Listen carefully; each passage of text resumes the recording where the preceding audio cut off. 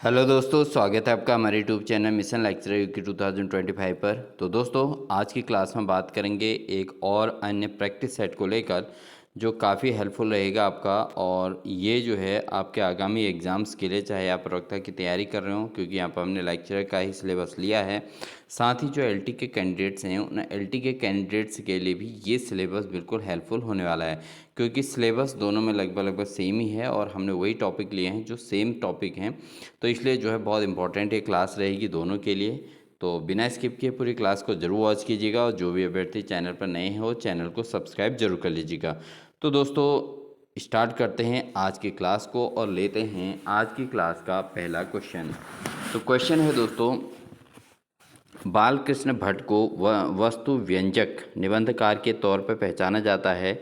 इनमें से किस निबंधकार को आत्मव्यंजक निबंधकार के रूप में पहचाना जाता है? तो यहाँ पर वस्तु व्यंजक निबंधकार के रूप में बालकृष्ण भट्ट को जाना जाता है, लेकिन कौन से ऐसे निबंधकार हैं जिनको आत्मव्यंजक निबंधकार के रूप में पहचाना जाता है?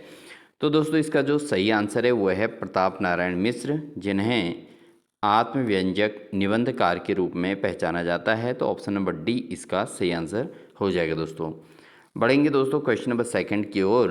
निम्नलिखित में से कौन सा निबंध स्वप्न शैली में लिखा गया है?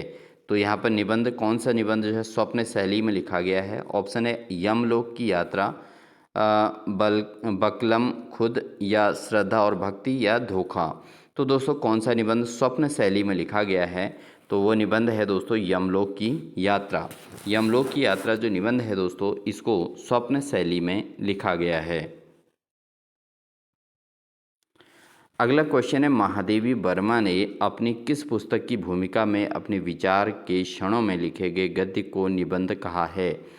तो महादेवी वर्मा जो हिंदी साहित्य के अंदर काफ़ी बड़ी निबंधकार रही हैं, तो उन्होंने किस पुस्तक की भूमिका में अपने विचार के क्षणों में लिखे गए गद्य को निबंध कहा है? तो वह है दोस्तों श्रृंखला की कड़ियाँ।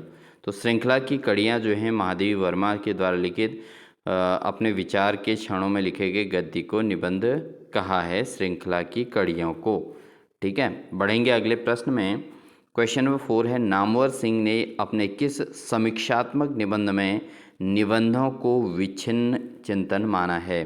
तो नामवर सिंह जो हैं, उन्होंने समीक्षात्मक निबंध में निबंधों को विच्छिन्न चिंतन माना है। तो वो कौन सा है दोस्तों? वह है वाद विवाद संवाद।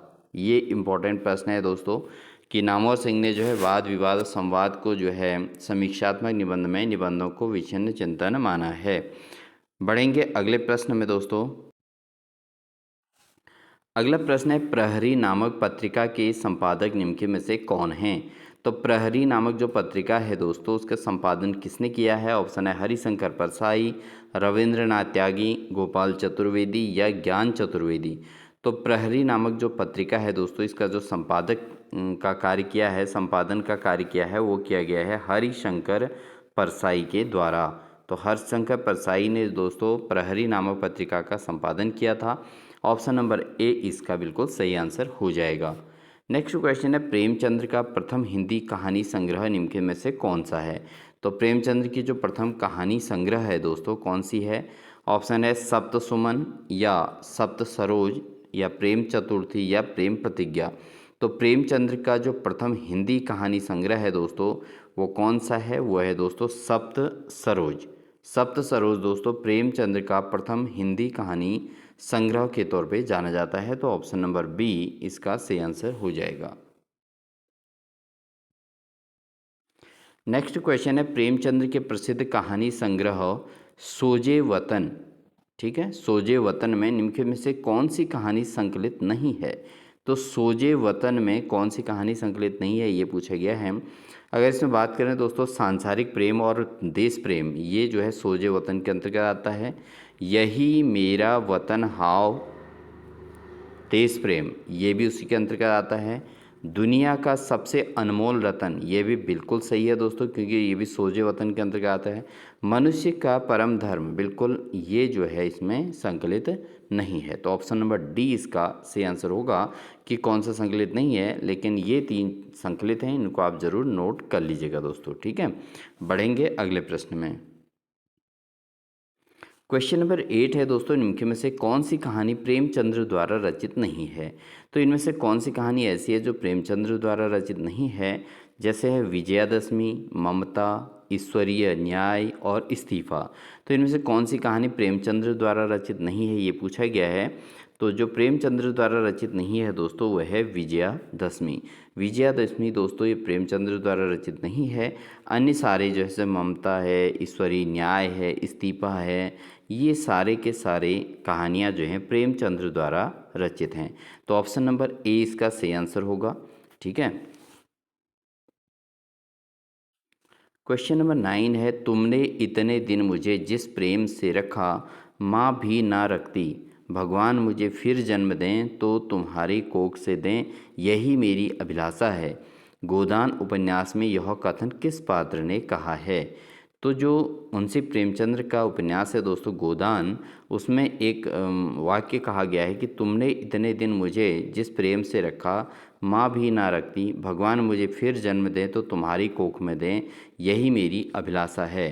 तो ये कौन से पात्र ने ये कहा है गोदान उपन्यास के अंतर्गत। तो ये कहा गया है दोस्तों झुनिया के द्वारा। ठीक है। तो झुनिया जो गोदान उपन्यास के पात्र है, उनके द्वारा ये कहा गया था। तो ऑप्शन नंबर ए इसका सही आंसर होगा। क्वेश्चन नंबर 10 है दोस्तों, निम्नलिखित रचनाओं और उनके रचनाकारों के संबंध में असुमेलित विकल्प का चयन कीजिए। तो इनमें से एक विकल्प जो असुमेलित है, बाकी सब सुमेलित हैं, तो उसका चयन करना है। जैसे व्योमकेश दरवेश, ये विश्वनाथ त्रिपाठी का। ठीक है, ये बिल्कुल सही है। घर का जोगी जोगड़ा, ये किसका है, काशीनाथ सिंह का है। घर का जोगी जोगड़ा ये काशीनाथ का ही है, बिल्कुल सही है। कलम का मजदूर, कलम का मजदूर किसका है, रचनाकार कौन है इसके, मदन गोपाल, बिल्कुल सही है भी। अब बात करते हैं आवारा मसीहा। आवारा मसीहा किसकी है, ये सरचंद की नहीं है।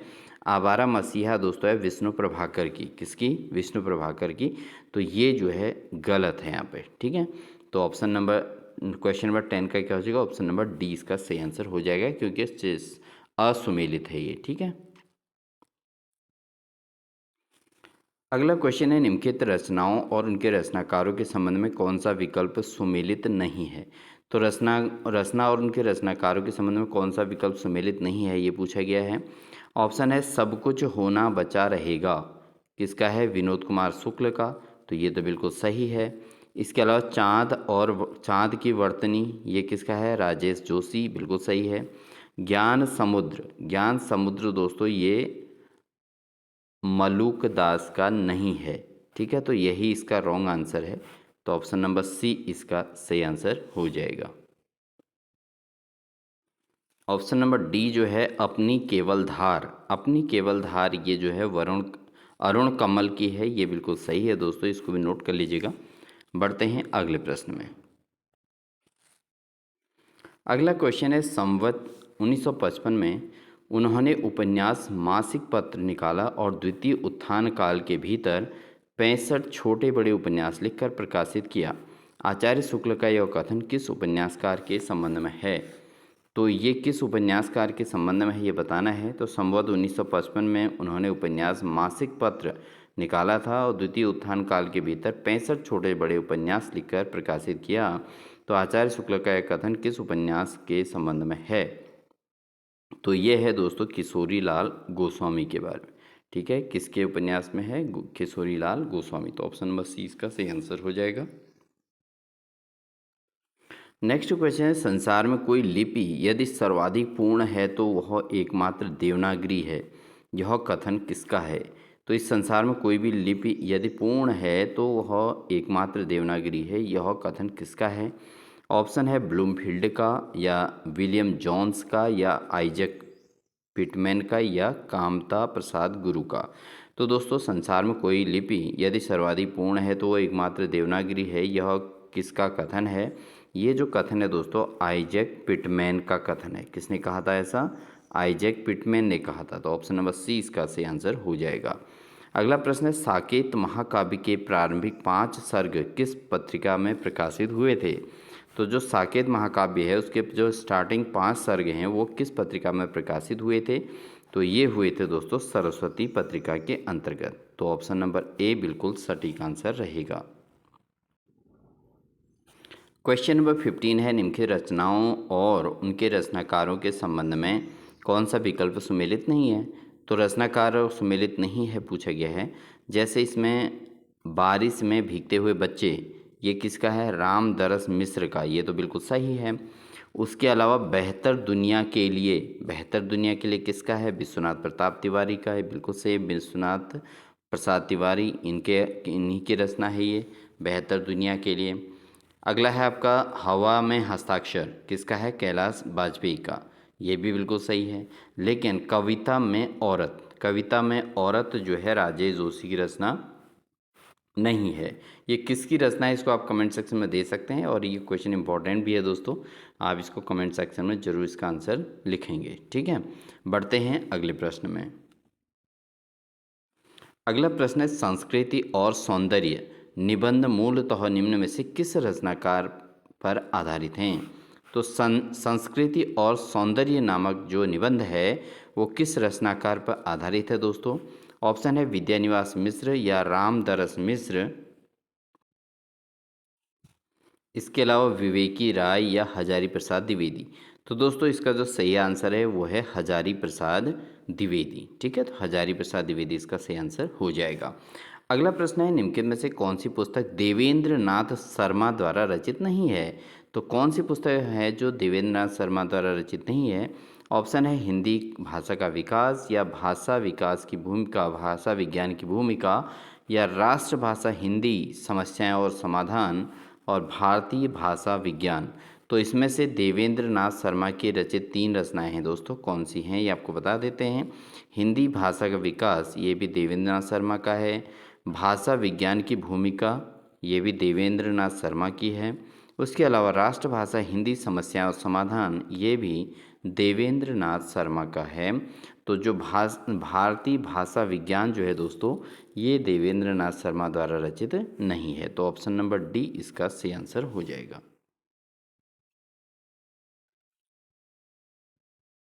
बढ़ते हैं क्वेश्चन नंबर 18 की ओर दोस्तों। निम्नलिखित में से असत्य विकल्प का चयन करें। तो जो इसमें से फॉल्स है उसको बताना है। जैसे स्वनिम के 2 रूप होते हैं, जैसे खंडी और खंडेतर। स्वरों का स्वतंत्र उच्चारण किया जा सकता है। तो असत्य विकल्प का चयन करना है दोस्तों। ठीक है, इसमें जो जो फॉल्स है उसको बताना है। तो यहाँ पर अगर हम बात करें, सर्वनाम में लिंग के कारण रूपांतरण हो जाता है, ये बिल्कुल असत्य है। ठीक है, जबकि इसमें स्वनिम के 2 रूप होते हैं, खंडे और खंडेतर, ये बिल्कुल सही है। उसके अलावा स्वरों का स्वतंत्र उच्चारण किया जा सकता है, ये भी बिल्कुल सही है। उत्पत्ति या विकास की दृष्टि से शब्दों के 4 भेद माने जाते हैं, ये भी बिल्कुल सही है। तो ऑप्शन नंबर सी इसके हिसाब से अगर हम देखें तो यहाँ पर असत्य वाक्य है वैसे, बट इस प्रश्न के अकॉर्डिंग सही ऑप्शन नंबर सी हो जाएगा। बढ़ते हैं दोस्तों अगले प्रश्न में। क्वेश्चन नंबर 19 है, निम्न के पात्रों, उसके संबंधित उपन्यासों और उनके रचनाकारों के संबंध में कौन सा विकल्प सही सुमेलित नहीं है। तो यहाँ पर पूछा गया है कि कौन सा सही सुमेलित नहीं है। जैसे ए है बेनी माधव, बेनी माधव मानस का हंस अमृतलाल नागर। ठीक है, उसके अलावा सकलदीप और मैला आंचल, ठीक है, ये किसके हैं, फणीश्वरनाथ रेणु के हैं, बिल्कुल सही है। नरोत्तम और झूठा सच, ये किसका है, यशपाल का, ये भी बिल्कुल सही है। लेकिन यहाँ पर पटेश्वरी और मंगलसूत्र प्रेमचंद, ये बिल्कुल रॉन्ग है, ये प्रेमचंद की रचनाएं नहीं हैं। इनको आप जरूर जो है एक बार देख लीजिएगा। ठीक है दोस्तों, बढ़ते हैं अगले क्वेश्चन में। साधारणीकरण न तो आश्रय यानी कि राम का होता है, न ही आलम्बन सीता का होता है, अपितु यह कवि अनुभूति का होता है। साधारणीकरण के संबंध में यह कथन निम्नलिखित में से किसका है। तो ये जो कथन कहा गया है दोस्तों, ये किसके द्वारा कहा गया है, ये कहा गया है डॉक्टर नगेंद्र के द्वारा, कि साधारणीकरण न तो आश्रय तो राम का होता है और न ही सीता का, ठीक है, न ही आलम्बन। ठीक है, तो यहाँ पर आश्रय राम को माना गया है और आलम्बन किसको माना गया है, सीता को, साधारणीकरण के दृष्टिकोण से। तो अपितु यह कवि अनुभूति का होता है। ठीक है, तो जो इसका साधारणीकरण सिंप्लीफिकेशन की जो बात कही जाती है, तो वो जो है दोस्तों ये अनुभूति का है। कवि जैसा अनुभूति करता है उसी हिसाब से जो है उसका साधारणीकरण करता है। ठीक है, तो ये इसके संबंध में ये कथन किसने कहा है, ये डॉक्टर नगेंद्र ने कहा है। तो ऑप्शन नंबर सी इसका बिल्कुल सही आंसर हो जाएगा। दोस्तों क्लास अच्छी लगी तो वीडियो को लाइक ज़रूर कर दीजिएगा। साथ ही जो अभ्यर्थी अभी तक हमारी मेंबरशिप ज्वाइन नहीं किए हैं वो ज्वाइन जरूर कर लीजिएगा दोस्तों, क्योंकि आपको इसी प्रकार की लगातार क्लासेस एक बेहतरीन प्रिपरेशन के लिए आपको मिलने वाली है लगातार। इसलिए आप हमारी चैनल की मेंबरशिप जरूर ज्वाइन कर लीजिएगा। क्वेश्चन नंबर 21 है, निम्न में से असत्य विकल्प का चयन कीजिए। तो यहाँ पर असत्य विकल्प चुनना है।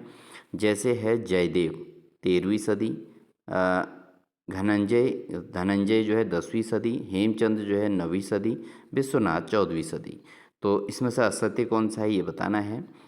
इसमें अगर हम बात करें दोस्तों, जयदेव जो है 13वीं सदी से हैं, धनंजय 10वीं सदी बिल्कुल सही है, विश्वनाथ 14वीं सदी ये भी बिल्कुल सही है, लेकिन हेमचंद दोस्तों ये 9वीं सदी के रचनाकार नहीं रहे हैं। तो इसलिए ऑप्शन नंबर सी इसका सही आंसर इस प्रश्न के अकॉर्डिंग हो जाएगा। क्वेश्चन नंबर 22 है, मनुष्य के अंदर पशुता बार बार प्रकट होती है और वह बार बार उसे नष्ट करने की कोशिश करता है। निम्न में से किस निबंध में यह भाव प्रकट किया गया है। तो मनुष्य के अंदर जो है पशुता जो है बार बार प्रकट होती है और बार बार उसे नष्ट करने की कोशिश करता है मनुष्य। तो ये निबंध में यह भाव प्रकट किया गया है। ऑप्शन है उठ जाग मुसाफिर, या नाखून क्यों बढ़ते हैं, संस्कृत और सौंदर्य, और विचार और वितर्क। तो मनुष्य के अंदर पशुता बार बार प्रकट होती है और वह बार बार उसे नष्ट करने की कोशिश करता है। किस निबंध में यह भाव प्रकट किया गया है। तो ये जो भाव प्रकट किया गया है दोस्तों, निबंध बी, नाखून क्यों बढ़ते हैं। तो इसके अंतर्गत ये भाव प्रकट किया गया है कि मनुष्य के अंदर पशुता बार बार प्रकट होती है और वह बार बार उसे नष्ट करने की कोशिश करता है, क्योंकि नाखून जब बढ़ते हैं तो उनको काट कर जो है उस पशुता को नष्ट करने का प्रयास करता है। ठीक है, तो ऑप्शन नंबर बी इसका सही आंसर हो जाएगा। अगला क्वेश्चन है, निम्नलिखित रचनाओं उनके प्रकाशन वर्ष और उनके रचनाकार के संबंध में कौन सा विकल्प सही नहीं है। तो इसमें से फॉल्स वाला बताना है। तो 3 विकल्प इसमें सही हैं, यानी कि काफ़ी सारे क्वेश्चन यहाँ से तैयार हो सकते हैं दोस्तों।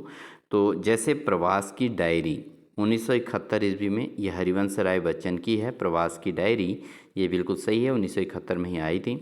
उसके अलावा एक साहित्यिक की डायरी, ठीक है, एक साहित्य की डायरी जो रचना है ये गजानन माधव मुक्तबोध की है और ये 1964 ईस्वी में आई थी। उसके अलावा दिल्ली मेरा प्रदेश, दिल्ली मेरा प्रदेश जो है 1776 ईस्वी में किसका है, रघुवीर सहाय का। ठीक है, रघुवीर सहाय की रचना है दिल्ली मेरा प्रदेश, 1776 में आई थी। उसके अलावा ऋण जल धन जल 1980 ईस्वी में फणीश्वर नाथ रेणु की ये नहीं है। तो ऑप्शन नंबर डी इसका सही आंसर है इस प्रश्न के अकॉर्डिंग, यानी कि यही गलत है, बाकी अन्य तीनों के तीनों सही हैं। आप इनको नोट जरूर कर लीजिएगा दोस्तों। अगला क्वेश्चन है, नीत्शे का संबंध किस विचारधारा से है। तो नीत्शे का संबंध जो है किस विचारधारा से है, मनोविश्लेषणवाद या उत्तर आधुनिकतावाद, अस्तित्ववाद या मार्क्सवाद। तो नीत्शे का जो संबंध किस विचारधारा से है दोस्तों, वो है अस्तित्ववाद से। किससे है, अस्तित्ववाद से। तो ऑप्शन नंबर सी इसका सही आंसर हो जाएगा। क्वेश्चन नंबर 25 है, तलाकशुदा माता पिता के संतान की मानसिकता पर आधारित उपन्यास निम्नलिखित में से कौन सा है। तो तलाकशुदा माता पिता के संतान के मानसिकता होती है, ठीक है, उस संतान की जो मानसिकता पर आधारित एक उपन्यास है, जो कौन सा है ये पूछा गया। जैसे महाभोज है, आपका बंटी है। तो इसका सही आंसर दोस्तों यही है, आपका बंटी। ये जो उपन्यास है दोस्तों, ये है तलाकशुदा माता पिता की संतान के मानसिक विचारों पर आधारित उपन्यास। ठीक है, तो ऑप्शन नंबर बी इसका सही आंसर हो जाएगा। अगला प्रश्न है, निम्न में से विदेशी परिवेश पर आधारित कौन सा उपन्यास नहीं है। तो इनमें से कौन सा उपन्यास जो विदेशी परिवेश पर आधारित नहीं है। जैसे वे दिन, सफ़र के साथी, आओ पे घर चलें, या परिशिष्ट। तो इसमें से विदेशी परिवेश पर आधारित कौन सा उपन्यास नहीं है ये पूछा गया है। तो ये है दोस्तों परिशिष्ट। परिशिष्ट दोस्तों ये विदेशी परिवेश पर आधारित उपन्यास नहीं है। तो ऑप्शन नंबर डी इसका सही आंसर हो जाएगा। बढ़ते हैं अगले प्रश्न में, निम्नलिखित मिथकीय कविताओं और उनके रचनाकारों के संबंध में कौन सा विकल्प सुमेलित नहीं है। तो ये जो कविताएं हैं और उनके रचनाकारों के संबंध में कौन सा विकल्प सही नहीं है पूछा गया है। तो ऑप्शन है प्रमेथु गाथा, धर्मवीर भारती, ठीक है। तो ये तो बिल्कुल सही है। उसके अलावा आत्मजयी, आत्मजयी दोस्तों यही इसका रॉन्ग है। वैसे ऑप्शन के अकॉर्डिंग यही सही हो जाएगा। आत्मजयी सर्वेश्वर दयाल सक्सेना का नहीं है, ठीक है, तो ये रॉन्ग है। इसके अलावा संशय की एक रात, संशय की एक रात के रचनाकार कौन है? नरेश मेहता है, बिल्कुल सही है। जय भारत, जय भारत किसकी रचना है दोस्तों? मैथिली शरण गुप्त की। तो ये तीन बिल्कुल सही हैं, बट यहाँ पे ये ऑप्शन नंबर बी गलत है। क्वेश्चन नंबर 28 है, मैंने भावना में एक भावना का वर्णन किया है, मेरे लिए वह संबंध और संबंधों से बड़ा है, मैं वास्तव में अपनी भावना से प्रेम करती हूँ, जो पवित्र है, कोमल है, अनश्वर है। यह संवाद किस पात्र के का किसके प्रति है?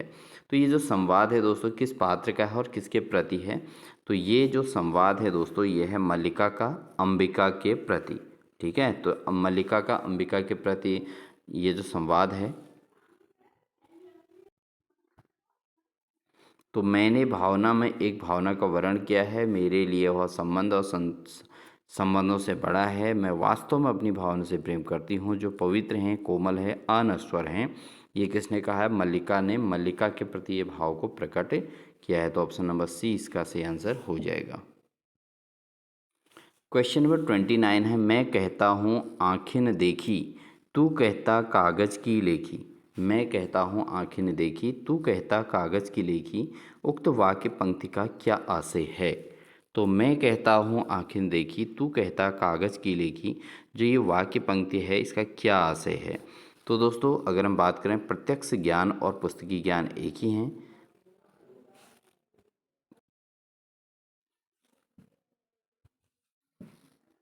तो इसका जो सही आंसर होगा, क्योंकि प्रत्यक्ष ज्ञान और पुस्तकी ज्ञान एक ही हैं, गलत।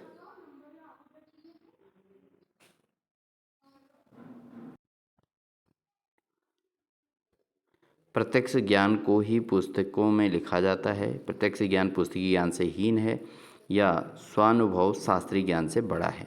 तो मैं कहता हूँ आँखें ने देखी, तू कहता कागज़ की लिखी, जो उक्त वाक्य पंक्ति का आशय है दोस्तों वो है कि स्वानुभव जो है शास्त्रीय ज्ञान से भी बड़ा होता है। ये बिल्कुल सही इसका आशय बनता है दोस्तों, ठीक है। जो स्व अनुभव होता है, खुद का अनुभव होता है, वो शास्त्रीय ज्ञान से काफ़ी बेटर होता है, काफ़ी उच्च होता है, ठीक है। तो ऑप्शन नंबर डी इसका सही आंसर हो जाएगा।